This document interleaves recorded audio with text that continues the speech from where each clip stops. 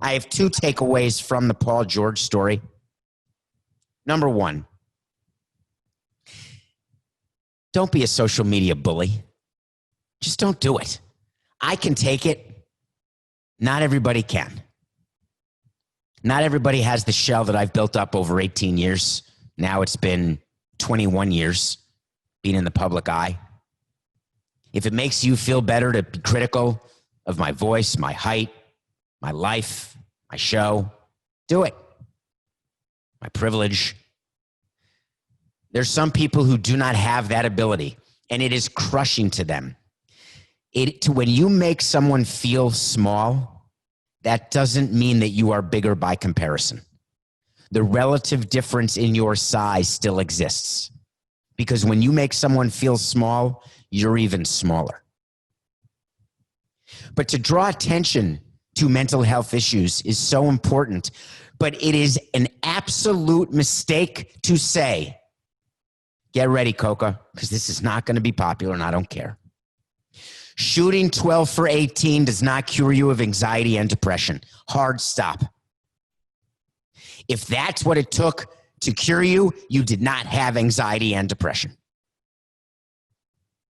It requires therapy, and he met with a therapist in the bubble, maybe.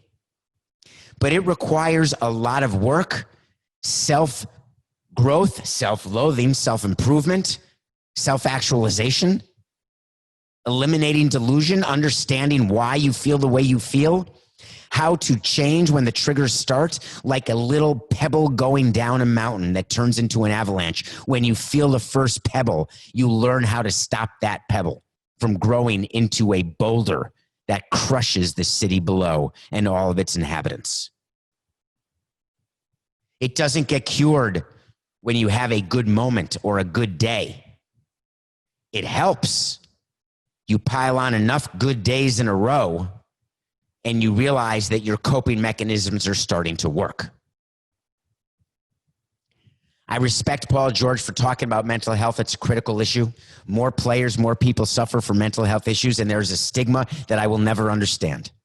When someone has a physical disability, maybe you hold a door, you help, you feel sorry, you give money. You don't shun. People who have mental disorders tend to be shunned. They tend to be made fun of. Find me someone who's never suffered from some level of anxiety or depression, or a moment in time where they're not who they thought they were, when they think that their success is a fraud, when they don't believe anything good can happen, will happen, or has happened. That doesn't get cured by the first good thing. So I don't want Paul George's success in Game 5 to make other people feel like shit because they still feel like shit after a good day. I want people to be aware that there is help that can be gotten, and I respect Paul George for getting help and for starting his process. To underestimate what that bubble is doing to players, and now you're seeing it. You are seeing it through anxiety, depression. You're seeing it through the feeling they shouldn't be here. We talked George Hill yesterday, LeBron. Today, Van Fleet, Smart. Tomorrow, somebody else. The NBA will have to deal with this issue, not just this season, but if they have to bubble again next season. Major League Baseball will have to deal with this issue if they bubble in the postseason, and even if they don't. Employers around this country and around this world, due to COVID, due to the unrest, are going to have to deal with the very real fact that people are much less mentally stable than they were 6 months ago when this pandemic started. For all sorts of reasons, economic and other. There is help to be gotten. There are numbers to call.